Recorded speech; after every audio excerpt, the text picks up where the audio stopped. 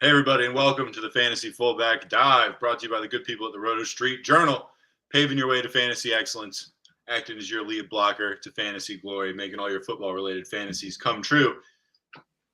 My return to the podcast was put off a day, was going to go last night, ended up calling that one off and letting my co-host, The Wolf, take care of that himself, and I'm back for a big best ball draft that I'm very excited about. I'm, of course, your host, Now the Truth Jones, with me as always, the Wolf of Roto Street himself, who just bought in for a cool 25 right there on screen. Cool 25 can get you a shot at a cool 3 million. So got to get the necessary pumps out of the way. If you're watching this stream, you've probably been doing best ball drafts as long as I have, which is sickening, the amount of these I've done. But if you somehow have not played on Underdog, that's the background you see. And if you're new to it, it helps your boys out. If you use code RSJ or the link in the description, you'll get up to $100 match. Getting the promo right out of the way so we could just talk and not have to do any of that at all. But it is such a fun product, such a fun draft. In truth, as you said, this is the first time we've been live, well, one in a while, but especially drafting-wise. I don't know that we've done a draft together since like June. It was well before the wedding. So, yes, it's been a while. I think we have 3 teams together, maybe. Yeah. We're on the clock already. So this thing got fired up. Jefferson off the board. Do we want to just go ballsy and just grab Travis Kelce because we always talk about it? I want a receiver on these receiver-heavy platforms. I think it's Chase, Kupp, or Tyreek Hill. I'll let you choose. I'm probably going Chase in that situation. I am too. I'm with you. We're taking Jamar. Yeah, and that's kind of our first talking point. I know the last time we talked, it was all about how receiver prices are, the big thing here. They fly. It's still the case. This is the last time we drafted. Just because we haven't done a live stream, Truth, I've been sickening and hammering these things. I was just going to pull up the better view. But and that could be something, an angle we take at the end. I can show you guys my quote unquote portfolio, who I'm drafting the most, whatever you guys are interested in. If you're here live with us, whatever questions you have, this is more of the free flowing show. We don't really have an agenda at all. We just kind of draft and let the conversation, the actions of the draft dictate that. But it still is a very wide receiver heavy platform, as you're noticing right now, right? Like it's we got 4 big guys already off the board. Yeah, exactly. I threw Kelce out. I was halfway kidding because I didn't think we'd take him number 2 in best ball. But it's one of those things where the more we talk and the more I look at things and at least analyze stuff as much as I do, Kelce it's like I would be tempted to take him almost number 1 overall in a snake draft. It's so tempting, and you do auction drafts a lot, right? Yeah. I prefer auctions. Me too. We this year, Truth, voted. We've always alternated 1 year snake, 1 year auction, 1 year snake, 1 year auction, and officially, every year it gets brought up at like the Memorial Day, owners meeting. Are we going to just commit to the auction? Because in my opinion, it is the best way to draft. Other than these best ball things that I'm completely addicted to. If I'm actually doing like a seasonal league, though, auction is the best. And I think Kelce is the ultimate place to start because I agree with you. Like at 1 overall, you can make the case. He's going to go probably $10, $15 cheaper than a Jefferson, a Chase, a Cooper Kupp. Right. He's going to get you those type of numbers, a huge edge. So I still go receiver, given that we start 3 in this platform, and especially the top 5. Those guys are like the guys that could be gods. But in an auction draft, you're trying to get him, right? Yes, 100%. And I mean, you know how auctions go, especially if you're in person and if there's alcohol involved, stuff like that. Like you could get in a bidding war with somebody in a situation like that and just lose your shirt. Have you? What's one of the best bidding wars you've ever seen? I got the instant one that comes to mind for me. Okay, I actually got one. My friends from home, home, like in Virginia where I lived. Oh, nice. Yeah. Okay. Yeah, this is like the guys I grew up with when we were like kids. Love it. So about 3 years ago, or maybe 2 years ago, we did an auction. A bunch of them were in person, but I was on Zoom because I live far, far away. And he was in a bidding war with his son, who was in his second year in the league. His son is now probably like, I don't know, 15. So I'm going to say. Oh, so young at the time too. Yeah. Yeah, so like 12, he was 12 or 13. And he's a kid and he's stupid. And he's just like announced before the draft like that he was going all in on Patrick Mahomes. Like, yes, no matter what. Right, like I'm getting him. And so his dad What's his dad doing? Just fucking back off, Dad.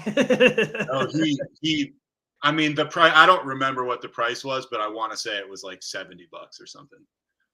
Oh my God. Come on. That's where you just get stupid. And especially a dad doing that to his son. The kid wasn't going to back off. 12-year-old son. Yeah. The kid wasn't going to back off. And so his dad just kept going up a dollar. So there were like 30 bids. And it was like 61, 62, 63, 64.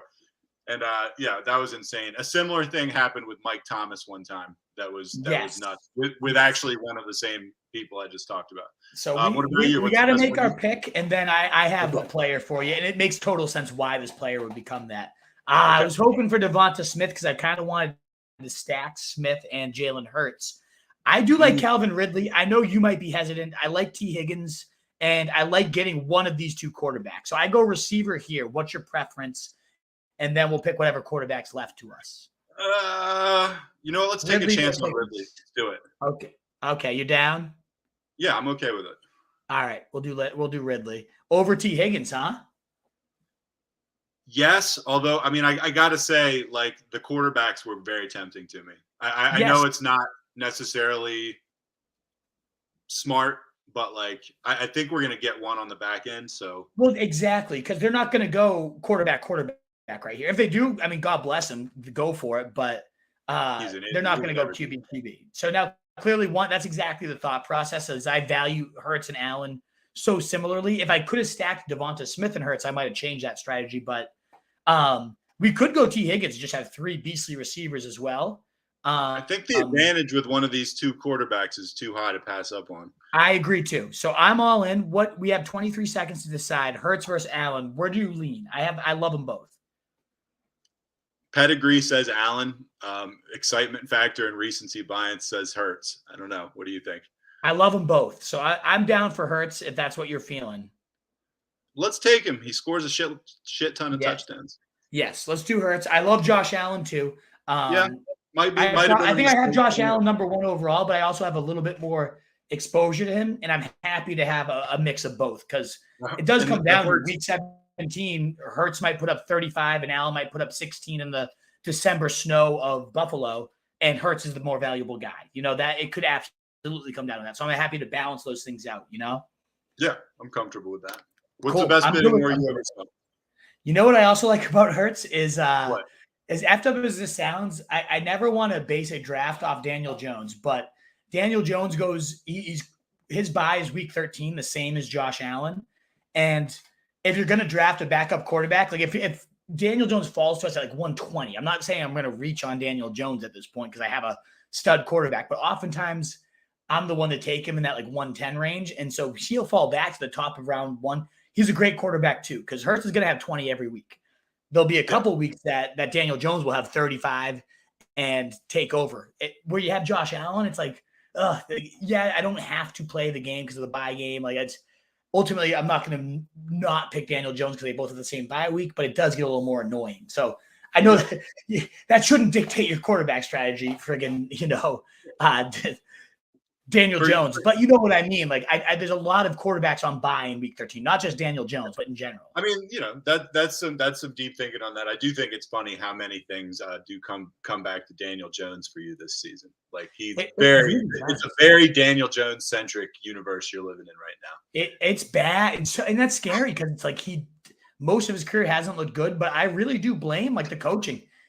This is where coaching matters. Joe Judge was an idiot, and his rookie year, he threw the most career high of his touchdowns with Pat Shurmur, who's a pretty good play caller.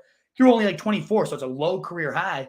But we saw Josh Allen go from 20 touchdowns in the first year of Brian Daboll to 34. I think it might have even been 43. Like it was an insane jump. And I'm not saying that Daniel Jones is Josh Allen, but in terms of getting that new weapon, Darren Waller, also Paris Campbell, nice speedy guy. Darius Slayton's killing it. Like the weapons cabinet is significantly better, even without a huge addition. Just those two guys, boom, it really can open things up. It's not Stephon Diggs. I get that. And I also know that Daniel Jones is not Josh Allen. So you keep those things in mind. But like a mini Josh Allen jump from 18 touchdowns to, if he hits 28, like a career high in that sense, in addition to the 700 rushing and 8, he gets it down with the legs. They call him Vanilla Vic on his team. Like, I don't know. I actually don't know. I know I've talked about Daniel Jones so much, but like, you haven't ever shut me down on it, really.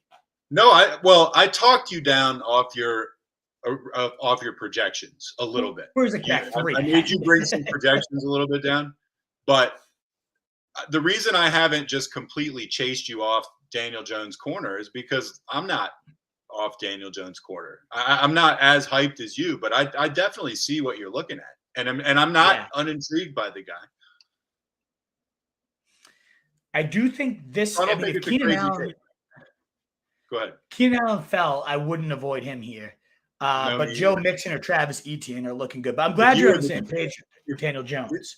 If you were on the Duck, you would swoop up Travis Etienne right now. Should we just go? I mean, I like him. We already have Calvin Ridley, though. Oh, there goes Joe Mixon. That's what I really No, I would take Allen over Etienne. Yeah, I would too. Did he get hurt or something today? Like who? Keenan Allen? Like, why is he falling? I don't know. Keenan Allen. Maybe we're still one pick away, so we have time. I hope he's still there. No, he's he went. Of course he fucking went. I do like Mike Williams and I like Brandon Ayuk. We're talking about best ball.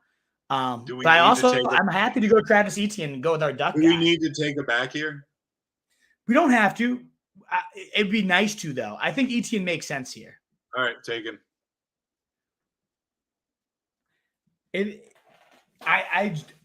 It's tricky because remember him and Duck and Mike O'Hara, one of our great new writers. They had a great debate, and I loved both the points. But it sounds like Etienne is really much in that, like, last year was his rookie year because he missed all of his actual rookie season. And it sounds like the game has slowed down for him. This is going to be one of the best offenses in the league, I really do think, now that Calvin Ridley's added. Now what we're going to force ourselves potentially into is drafting Trevor Lawrence too early. If he somehow fell to us, we could always go Hurts, Trevor Lawrence, and never touch a quarterback again. But either way, I don't mind Travis Etienne there. And I'm also not on the Etienne train. 8 picks below his value, or 7 picks rather below his value, though. I don't hate it. What about these guys in terms of Ayuk? I don't love Judy myself, but I do like Williams or Ayuk. I think one of those guys is the play. What do you think? As someone who has benefited greatly from Mike Williams and been totally hurt by him, I would go Ayuk. Yeah, but the hurt is minimized in best ball too. You know what I mean? No, you're right. He's probably the correct pick here. I have a lot of Ayuk already, Truth, so I get it. And he goes the next pick right there. Boom. I like Ayuk in a vacuum more than I do like Mike Williams, but that was more of a like, I have so much Ayuk already. I'm going to go Mike Williams in case he becomes like an absolute monster in Kellen Moore's offense. All right, Quentin Johnson didn't look great in his debut, so this could be good. Did you see the reports that Mike Williams is playing the slot too? Yeah, I did. Right. That's kind of sexy. Big slot Mike Williams, and maybe that steadies him out a little bit, you know? So you never talked about the best bidding war you ever saw.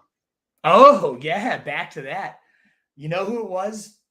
It was our first year. So we had done an auction before, but this was our first year, all 12 of the league. It's similar to you, your hometown friends. I think we're in year 16, 17 at minimum of the league. I misquoted the fight for the Fez League. And it was our first year. So second year of auction, but first year, all 12 of us in the room. So the same energy. Because a virtual auction, which might have been what you saw, it still gets fun where ding, ding, and they're going up. But there was something about the live energy, all 12 of us in a room. A buddy was the auctioneer, and we had all done our pre-gaming. This was when we were like kind of all fresh out of college and still idiots. And first player nominated, Dez Bryant, right in his like prime, like third, fourth year Dez Bryant. And we had a Cowboys fan, Anthony. He had gone in saying, similar to the 12-year-old child in your draft, right. said, I'm getting Dez Bryant no matter what. And my buddy Tans, who is a man of pride, a firefighter from Beverly, was like, I want Des Bryant too. And they just went back and forth. I think he was projected to go for $50-ish. Like he was a wide receiver one, 50 to 60. It was a fair price. First player off the board, he went up to, I swear they drove him to like 78 or 80. And every single time in the live audience, it was like, oh, and then the next like 67. Oh, because they're already like 17 over his asking price. And that went on till they got to like 78. And it was the most electric atmosphere. Any concert, more than my wedding. No, obviously kidding there, but it was unbelievable. The atmosphere got bid up. If anybody, like, auction in general is great, but if you can somehow get your buddies and do a live auction, like, it is something special. Yeah. So Des Bryant, long answer. the biggest bidding war I saw. Does that make sense to you? Like Des Bryant's one of those guys you can just see go. Unfortunately, it's the same. It's the same. So it's the same thing that happened in ours, except like yours was a little less sleazy. Yeah. And also, like I said, I wasn't there, although I'm sure it was very exciting on the computer. Yes. Let me ask you a question. Yes, but we're about to make our pick. All right, after the pick. Well, we got 2 picks coming up. I'll ask you after we pick our 2 picks. Okay, sweet. So it is our pick. I do like getting Darren Waller here. I think he's a big edge at tight end. I love him, especially if we do target Jones later. Thoughts? Okay, I like it. I actually do like Waller there. All right, sweet. Dude, this team is fucking sick. I know we say that every time, and I know you probably prefer Ayuk to Williams. So we'll talk about like what you would have done different. And you said you had a question too. It's okay. So I do think another running back probably makes sense here.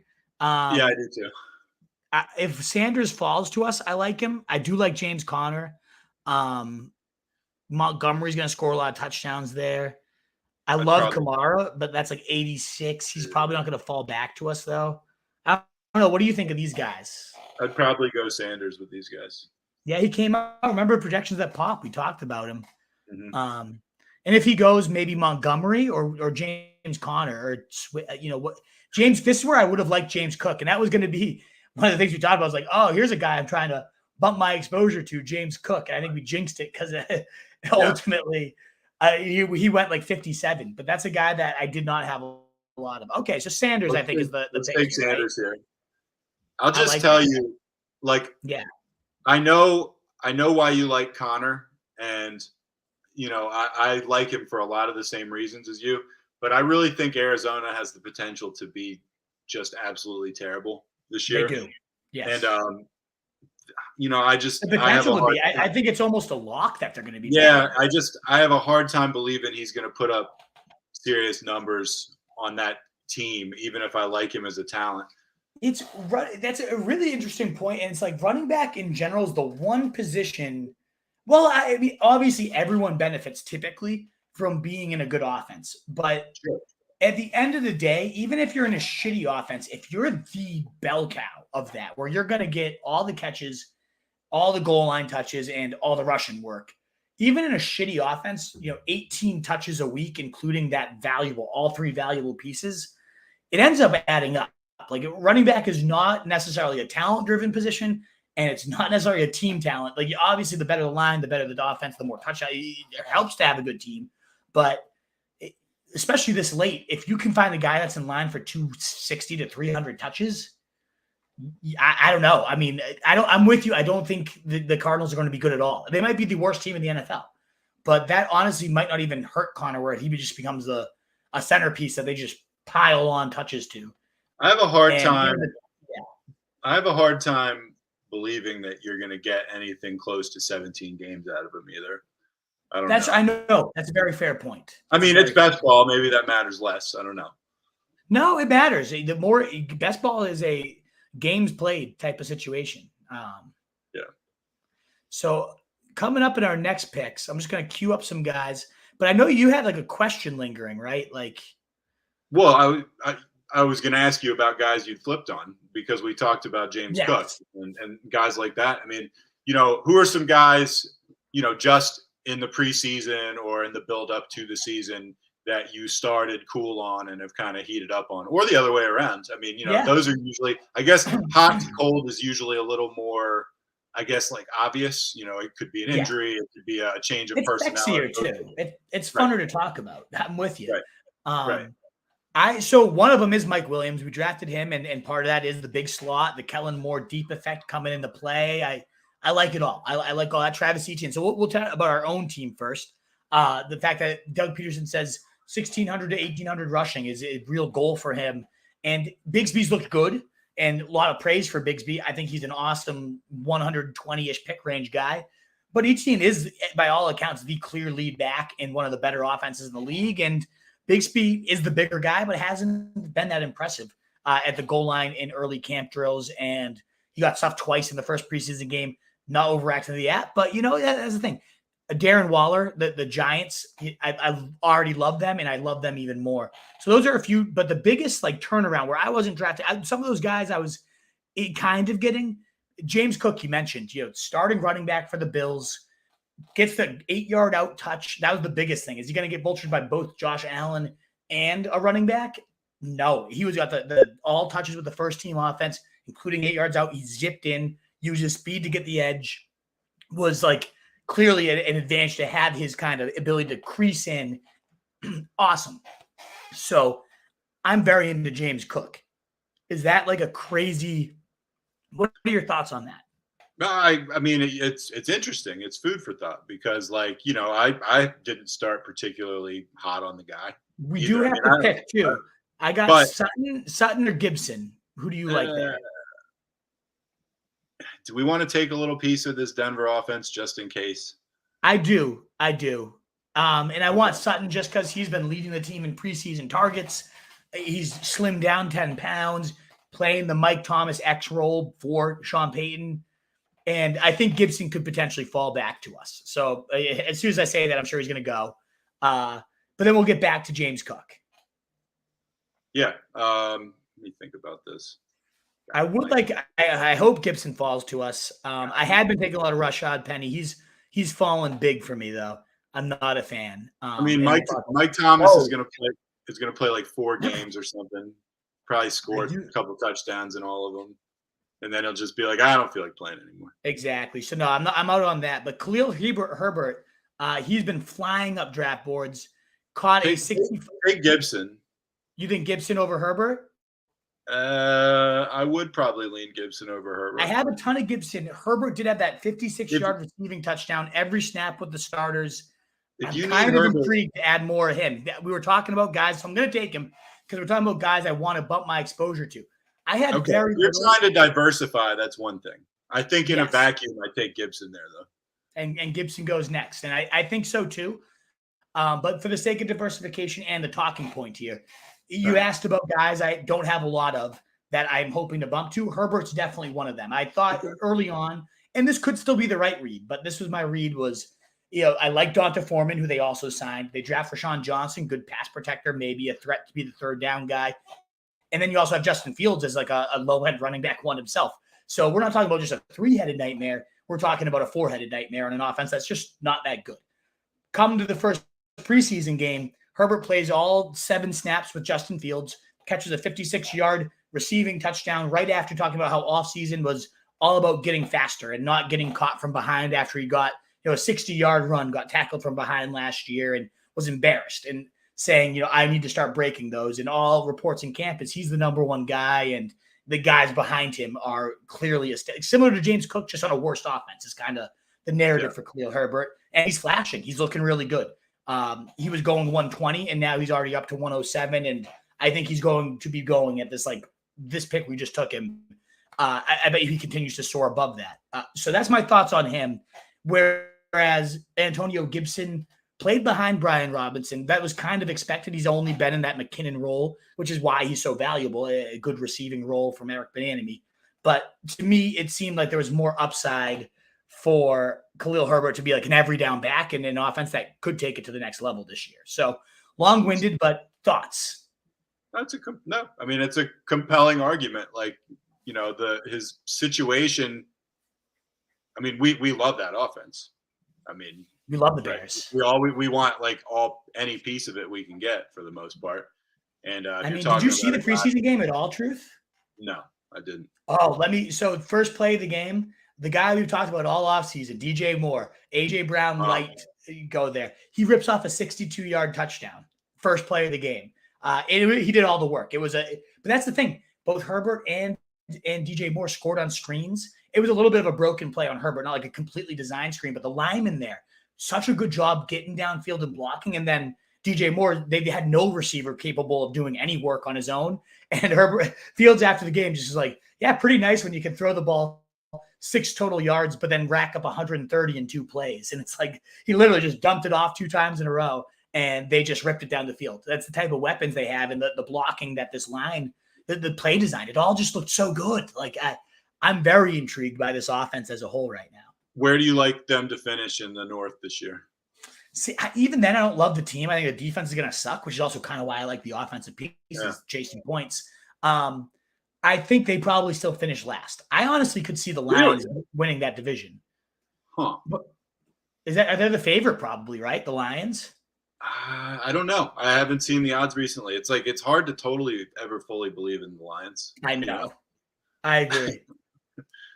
But I think Goff wins.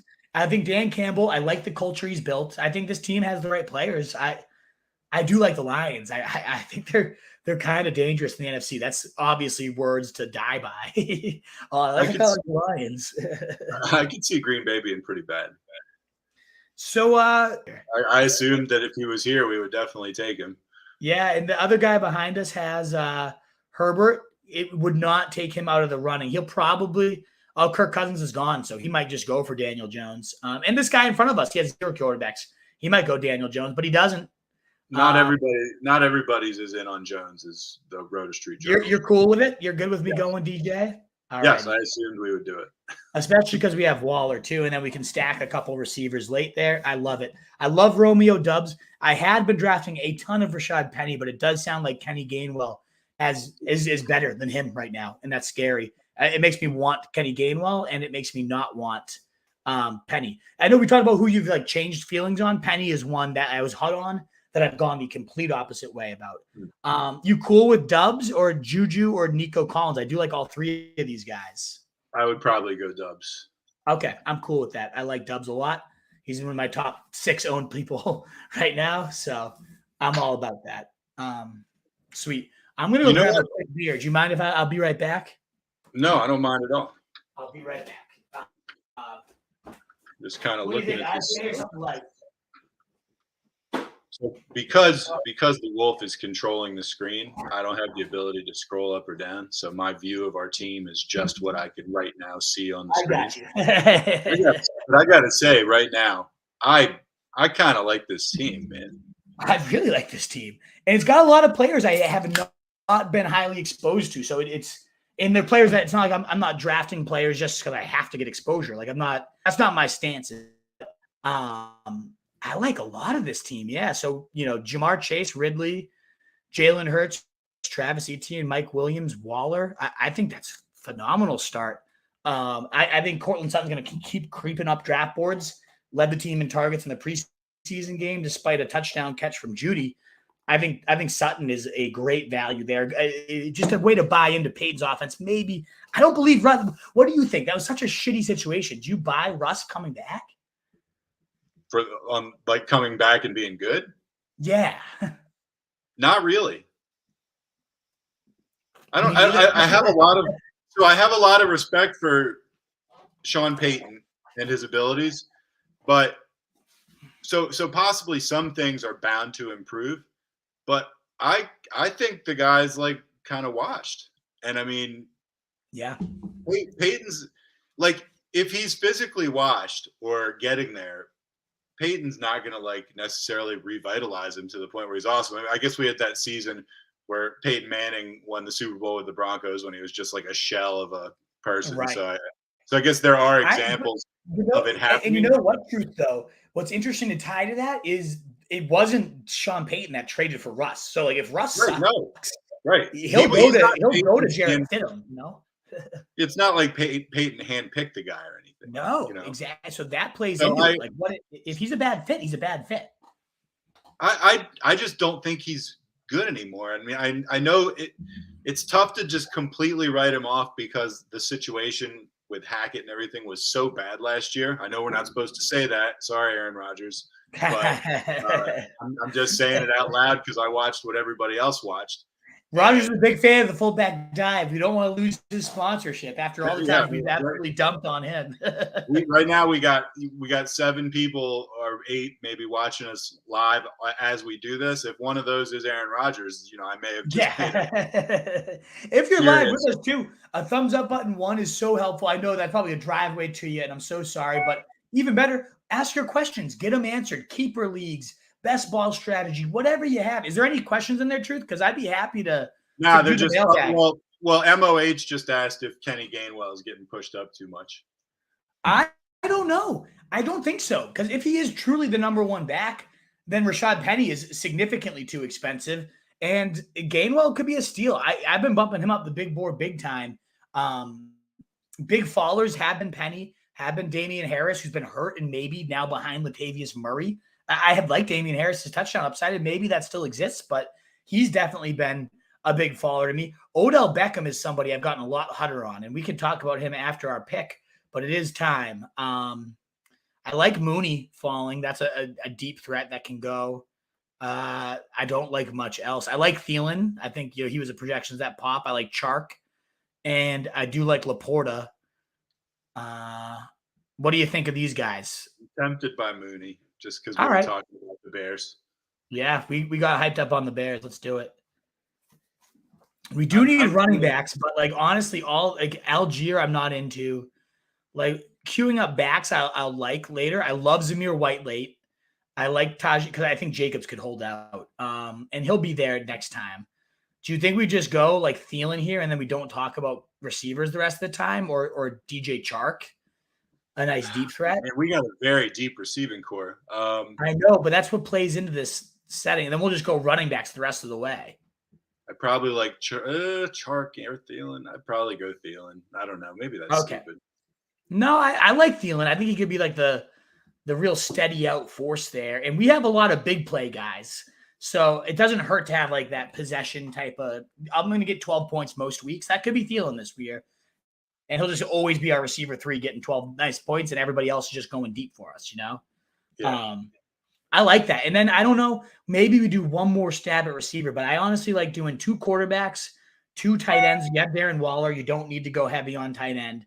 And I think we're just looking at running backs the rest of the way. So let's just kind of queue up some guys that we like here. I'm okay. We already have Herbert, so I don't know that we want to go. Do you take a stab at Ezekiel Elliott, who's just waiting in the underbelly of the draft right now? Where the hell is he? Did he go? Oh, he went there. He must have just gone. You know who you got me on, Truth? He went 2 picks ago. He just went 2 picks ago. Yeah, 148. Yeah.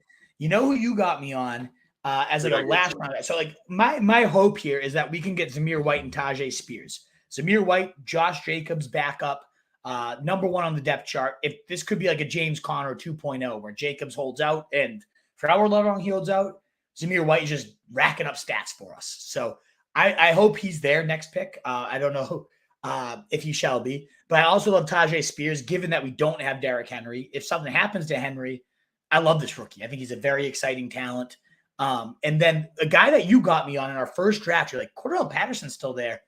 And I'm like, yeah, but they Bijan Robinson and, where's he going to get the field? Well, since they drafted Robinson, all the reports have been Patterson's back to the positionless football kind of role. And that might be our fancy way of saying he's nothing. Or it could be Patterson's where he's most dangerous, out wide again, motioning into the backfield and finding mismatches. That's when he was like a crazy, ridiculous steal 2 years ago. That might be the case. So I love. You said it one of our first drafts together. I think literally our first draft together where we had Justin Herbert and Daniel Jones. Last round pick, like Cordell Patterson, just go him. He's going to have some 20-point days. And I've fallen more and more in love with him since that day. So just tossing a few names out there. Anything stick to you? Well, that one, I mean, that's a point you've already given me credit for and have agreed with, so I don't need to throw it back. But I mean, it's like for the for the last pick in the draft for a guy who, even if he's only a factor in 2 or 3 games, I mean, that's kind of what you get. That's what you want out of your 16th pick or whatever, you know? Right. So, And he could be more like that's when he's most dangerous. Yeah, maybe he's more than that. I kind of feel like that's his floor. Right. Yeah, you're going to definitely get like 3 20-point days. And what if he's just like steady? He was the MVP of 2 seasons ago, fantasy wise. Like he was the waiver wire pickup of the year. Everyone's saying it, and he's going to be in that role. Probably less usage because they do have Bijan Robinson. He's going to absorb tons of touches. There's no doubt about that. But if anything, that might get attention off of Patterson, and he's most dangerous when he has like 3 huge plays. You know, he could have multiple touchdown days. I'm definitely going to reach on him in this draft. It's not right now. So right now, I'm going to minimize. I love Alec Pierce, but we don't need receiver. We need to stick with backs here, or have we taken a second tight end yet? No. And tight end is plenty of tight end, throw one on there, but I mean, I think we should probably prioritize backs because I mean, there's not that many tight ends I love. Yeah. So of these backs, so Singletary goes the high. I don't want Kendra Miller. He's got hurt. I like the player, but now that Kamara looks as good as he looks and is only gone 3 games, Kendra Miller does not appeal to me. Talk about guys we cooled off on. That's definitely a cool off. Zamir White's heated up big time. So I think I love Tajay Spears, who goes a little higher, but I would feel worse about missing out on White, assuming he's there for us, just because he could be starting, even if Jacobs holds out 3 weeks. That will help us figure out our running back core between Etienne, Sanders, and Herbert. Like Zamir White starting is probably he got 13 touches in the preseason game and 3 quarters of not even 3 quarters, like 3 drives of action. Oh, there he goes, of course, as I talk about it. Sure. Fucking jinxed myself. Is Bert watching the stream? Message in, Bert. Let us know. How many picks do we have left? We have, let's look. We have a good amount. We have 1, 2, 3. We have 5 picks. 1, 2, 3. Oh no, 4 picks. 1, 2, 3, 4. Yes, 4 picks. And so, damn, that sucks. Yeah, Patterson. We can maybe go to Jeff Wilson. They didn't sign Dalvin. When I saw Jeff Wilson's name on the list, I almost made you stop there for a second because that's an RSJ guy. Let's do it. You know how we feel about Jeff Wilson. Come on. They did not sign Dalvin Cook. That's the only reason I haven't been taking him. I think he's getting a big bump up. Oh, I love that. Truth. We got our boy, Jeff Wilson. David Campanelli, if you're tuned in, you know I'm just going to go to town on my body pillow later tonight. Oh, Jeff Wilson. But truth, we didn't even at the top of the show. I was going to say, I finally got to see it for the first time in how many years had it been? Probably 7 years. Crazy. It was so nice though. You got to finally meet CJ, right? Was that your first time? Yeah, he was great. I met Keegs too. I mean, everybody I met was super nice. Usually you go to an event like that with tons of people, most of whom are strangers. You're going to encounter 1 or 2 people. You're like, oh man, that guy was a real dick, but I liked everybody. I love to hear that. No, it was such a good collection of people, man. Yeah, it was great. It was we had a good time. It was big, but not too big. I really liked it, Flattered to make the cut for such an exclusive guest list. The spot was awesome. I really liked how you and the bride Hills, who I also met, who's super cool. And your first time meeting Hills, right? Yeah. Well, I mean, it's weird. It's like not having seen you for a while. I've met Hills on a computer screen a bunch of times. But, yeah, right. I don't know. I felt like I knew her a little bit, but it's great to meet her in person. She was super nice. I liked that after the reception, we went right to, there was just, first of all, kind of endless, awesome, just appetizers and drinks and stuff. And I like that you guys, usually in my experience at weddings, then the bride and the groom and a bunch of the people disappear for 3 hours. And you guys were gone for 5 minutes. Dude. I was pumped. I turned around 10 minutes there. I was like, oh man, he's already mixing with people. That's great. So I like that too. Dude, it was one of the best decisions we made. And I totally get if people hold it sacred. I don't want to see my wife until she's coming down the aisle. I get that. I really do. But we did a I first get it, look but I at. don't care about it. Right. I personally don't. And so if you don't truly care about it, and even if you Take do, the still consider it saved us so much time to be able to do the first look at Yale. It was a beautiful moment. I teared up a little bit there. I'll admit it. I'm a man. I can admit it. but like it was the most beautiful moment to see her for the first time. And even still, when she was walking down the aisle, I probably saw me. I got a little wet in the eyes. Like it didn't ruin that moment at all. That moment still felt great. And we were able to get so many pictures out of the way. That's usually that cocktail hour. Anybody out there that's looking for marriage advice from your fantasy football website over here, marriage advice from a guy who's been married for 2 weeks. 3 weeks. I will say it was so nice though to be able to do that. It was a domino effect because you then got to enjoy your cocktail hour, which to me is one of the best parts of the wedding. You got all the past apps, like you said. Yeah, it was that awesome. cocktail pasta station. I mean, it was awesome. And we got to eat all that. But what also happens is you also get to see everybody and you get to say hi to everybody because that often becomes dinner time where you're going around to every table and then some table, you end up in a longer conversation than others and you feel bad.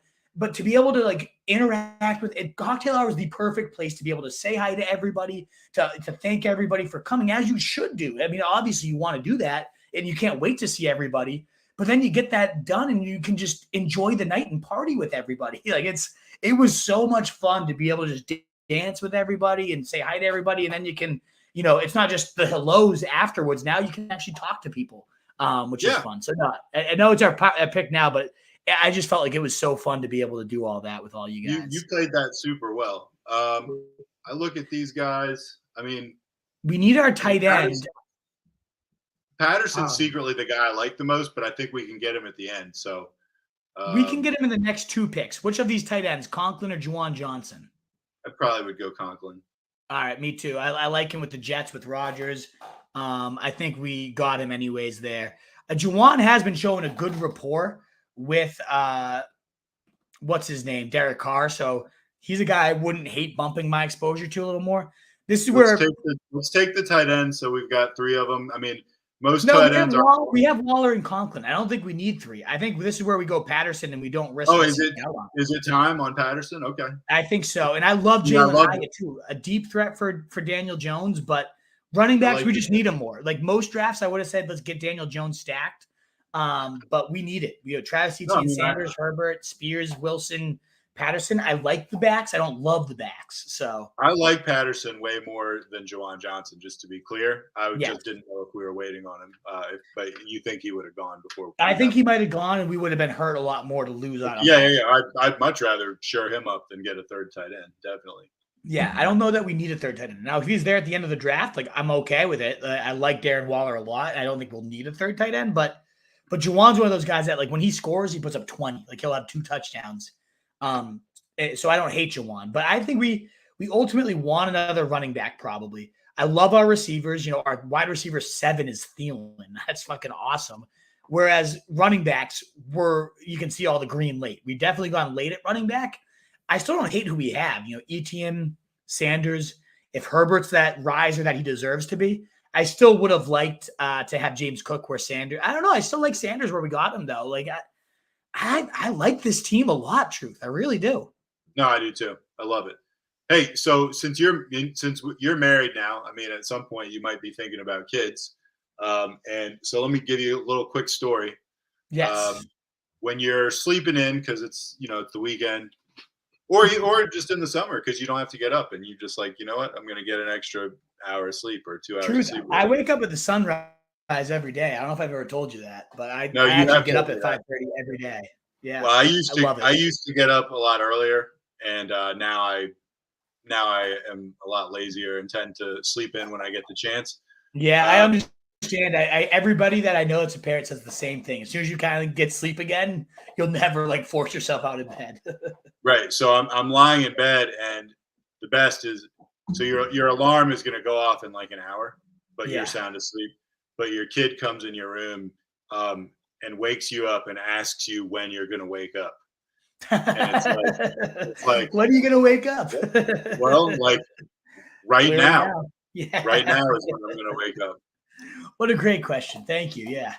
Also, did I ever tell you about the time that my daughter, it was Valentine's Day, and so I come home from, I guess I must have been working then. I don't remember. But anyway, there were two Valentines on the table when I came home. Yeah. I don't remember if I was a stay-at-home dad at this point or if I was substituting or if I was working full time. But there's two Valentines on the table, and it's Valentine's Day, and my kid was in school making them. So, anybody would think, well, two Valentines, she's got two parents. Yeah. And I was like, oh wow, two Valentines. She goes, yeah, they're both for mom. Oh, of course they were. They were, yeah, they were both for mom.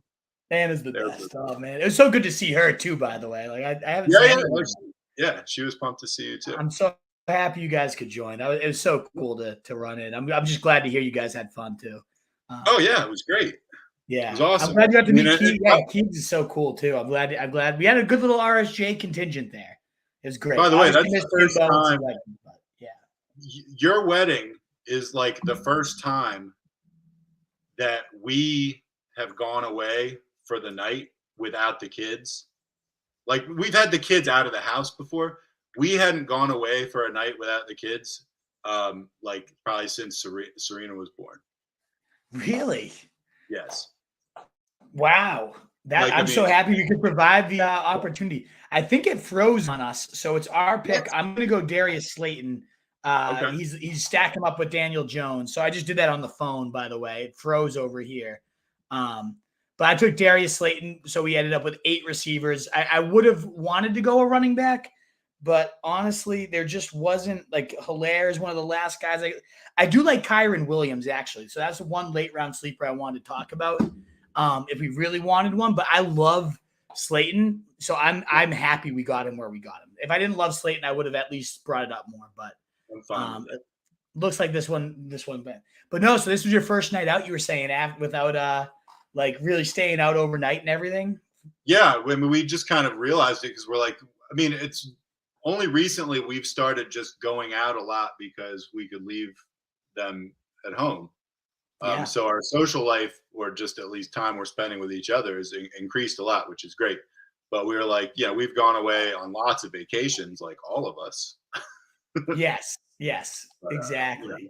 But this was fun. It was because you went to Alaska, I remember, like that. Yeah, it was great. We've been to Alaska, we've been to Maine, we've been to Orlando. We've definitely taken some. We're going to England in November. Oh, that's sweet. Nice. Yeah, so we definitely take some trips. We can really only afford to take like one good trip a year. Yeah, but that's awesome. That's great. You get a travel bug, later too. Yeah, absolutely. That's awesome. Oh. My son is really concerned that my wife and I are going to be speaking in British accents the whole time we're there because, well, we tend to do that a lot at home for whatever reason. Just bump up the British accent. And he's really worried that like we're going to embarrass him in England. Hell yeah, as you should. Like it's possible we might, Oh man, good stuff. And one thing it's tough about having kids is like I had like core memory, like things that were said to me, done to me, both good and bad, like when I was a kid, that influenced what type of person I became, like experiences that that changed me in a lot of ways. Well, but the point I'm making is that like a lot of those memories came when I was like my son's age or younger. So it's like it's been a weird shift for me to just kind of think of him as this guy. It's like when he's like tiny, he could do whatever, and like it's like he's not gonna remember him, and not like be cruel or anything like that. Yeah, right. Like he's probably not gonna remember, but like I remember tons of shit from when I was his age. So like now I have to remind myself, like every interaction we have, like he might be like telling this to a therapist someday. So I'm sure you're fucking killing it. Sometimes at my best, I got a high ceiling. Dude, absolutely. You were the dean of fucking students where we were teaching. Like, you've seen a ton of behavior shit throughout your career. Like, Yeah, so I have. And even when I substitute now, I can run a room, and I've coached plenty of teams and stuff, and I can run a group and stuff like that, no problem. But and as you know, because I coached girls basketball for years and years, It's very I successful. dealt Yeah. with girls like from the age of like 11 to 18, which are some difficult years for them to go through. And I had very, very good relationships with like pretty much all of them. Like Yeah. some of them I'm still like buddies with and talk to sometimes. And so I figured my daughter would not be a problem, but like And when it's your own, right? Yeah. I've come to find out, like, she's she gives me more hell than any of those girls. It is that weird phenomenon, man. I can only imagine where it's like, as a teacher, there's very few classrooms I haven't been able to control and just like have good relations with kids, but that I'm sure that lulls me into like a false confidence. Like, oh, I'll be I'm not gonna have too much trouble. I have the most difficult kids in the school, and I'm good with them. And Right. It's I mean, and it will give you some advantages, but it's like, right. I Don't get over like cocky. I've done some things really well, I think, with my kids, but like one thing I've learned, and I've by no means been perfect, but I've done some stuff pretty well. But one thing I've learned is that uh, you could pretty much think you're doing everything well, and it might not matter. It's exactly. It could be They're perfect. still going to go through this phase where they just think you're an idiot, and like like all of a sudden they're like kind of embarrassed by you, even though you've never done anything to embarrass them before or anything like that, and they're just like You can they think look in at you like retrospect. It's right. so true, though. You're absolutely like, I love my parents to death. They were the best parents in the world, but I know there were some years where I just gave them hell and there was no reason for it. Like, I was just a prick. And I'm sure I was less needy than some kids, but I was like a dick to be a dick at times to my mom. And it's like, why? Why? And it happens. It's like a stage people go through. They're just assholes to their parents. And I know what you're saying. And it sucks. You can admit it, but like your kid's probably an amazing kid, awesome to everyone, Yes, and every now and again is a dick to you for whatever reason. she's awesome, and we'll have a talk every now and then, and it's not just reserved for me. I mean, my wife gets it too, but we used to be like super super close. I mean, and then just one day, kind of, it was like she kind of wasn't into that anymore, which was a little shocking. Middle school thing. But yeah, we have. Hopefully, it'll come. Everyone's like, people I know with kids older than mine, they're like, oh. By the time they're 18, 19, it'll be over. I'm like, that's like 7 years. Just eat shit for 7 years, and then I don't even know if I'm going to be alive in 7 years. Like, that's a long ass time. Oh, it sure is. So anyway, that's my long the parental /advice /rant. Yes. You can draft a great best ball team, or you can listen to our parental advice here on the Fantasy Fullback Guide. Why not both? Why not both? Yes. Be a great parent and draft in a $3 million winner league. But no, this was great. This is so fun to be back and just do these. I mean, truth, I honestly do a draft at night, so I can just text you before I'm going to do one. And if you can get live, I love just doing this. This is fucking fun. I don't care. Hopefully people like it and enjoy it and are here. It looks like Jeremiah and DiLorenzo and Mike Mo is here. I fucking love y'all. Yeah, good to see you, Mo and Daniel Howland. They might not still be here, but they were here. People showed up, whatever. Like if people show, great. If not, I still am going to be drafting, and I love chatting with you. So, I don't know that we can get scheduled, but I would love to just anytime I'm going to do one, I'll see if you're free, and if you're free, we'll pop on. Shoot me a text with as much warning as possible. I'm more likely if I know about it hours in advance than if it's like 10 minutes in advance. Oh, of course, no. But assume that most nights I'm going to do a draft. I can just if there's a night where you're itching and you're like, let's get live and do a draft together. Just know I'm probably going to do one at some point, and we can I can let you know what time I'm going to be doing one. That sounds good.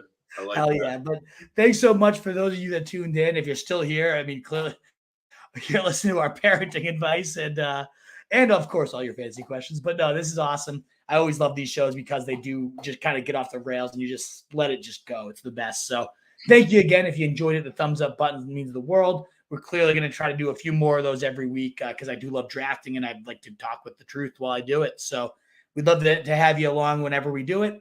You can sub to the channel so you just go live and you're there with us. And everything we do content-wise is at roastrejournal.com, of course. We breed and feed you fantasy wolves. So check out the site. It's where you can find my rankings, my best ball rankings, and use that promo code RSJ for up to $100 matched. Truth, anything else to send the people off with? No, well, to be continued. Next time we talk, I'm sure we'll touch on some more interesting stuff.